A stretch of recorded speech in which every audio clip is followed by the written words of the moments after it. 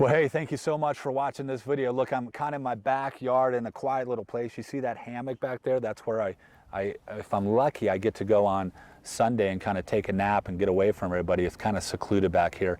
But listen, I want to encourage you. We have a couple more days to finish or get done with your spouse watching that first video. You know, that was the deal in this 6-week Growing Your Marriage Challenge, to watch that video with your spouse. And I know that in itself is a challenge, just getting together for 30 minutes and watching a video with no distractions, answering the questions.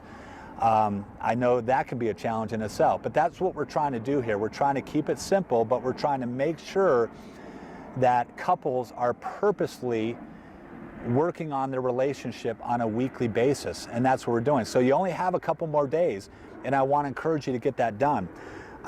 If you haven't joined the community, go to Facebook, search Growing Your Marriage and join. I can tell you right now, guys, we have been marketing this, I think, for about a week and a half, and the only marketing we do is basically just post it on Facebook to our friends and family, and we have over 430 members. What that tells me and Julie is there's a huge, huge need for it. And it's obvious, guys. It's so obvious. You know, sometimes we work on, well, too often of us, we really don't work on anything in our life. We don't work on improving, right? We just try to get through the days. Some of us work on things. You know, we work on our careers, maybe our health. But sometimes what we do is we forget about marriage, and we think marriage is like on autopilot, and that's the furthest from the truth. You know, your relationship with your spouse really is the most important relationship besides your relationship with God. It really is. And in any relationship, it takes work, and it takes time, and it takes effort.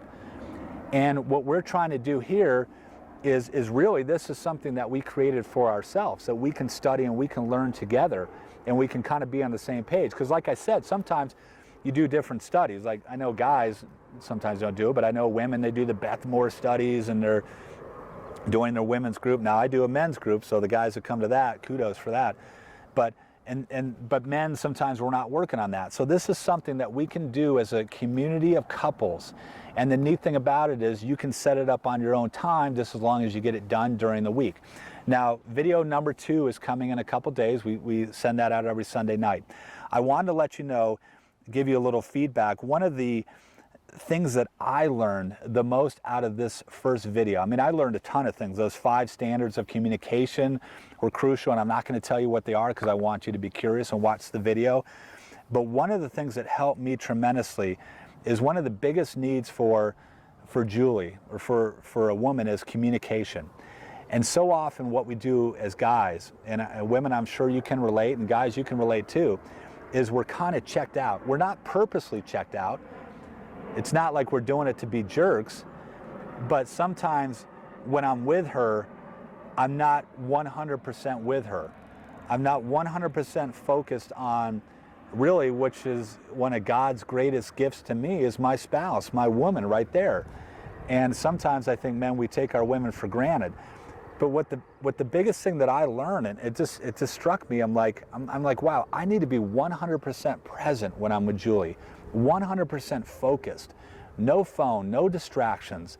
Ask about her days, tell her about my days, open up, and really try to get into her heart, which is a good thing, and open my heart up to her, you know, because it's just hard. It's hard sometimes for a guy to do that. So that was one of the things. You know, we went out on our challenge, we went on our date night, and I think the dinner was much better, because not that we have our phones all the time in front of us, but the phones were put away, and I was focused on asking her questions and sharing more of my thoughts, and it was much deeper.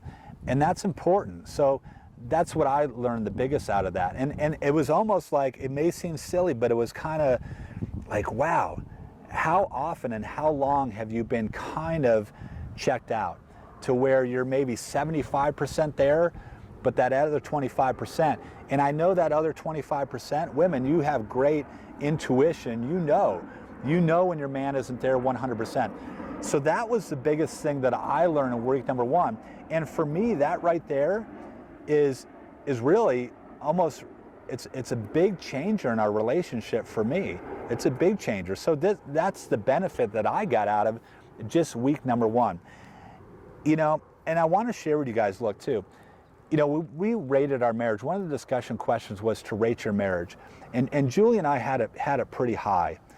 And I want to encourage you in the fact, I know some guys that actually had it really low. Their marriages are really struggling. And sometimes what we do, okay, is we want things fixed right away. And this is going to take time. This is going to take more than a 6-week challenge. And hopefully what we're going to do is we're going to continue this through.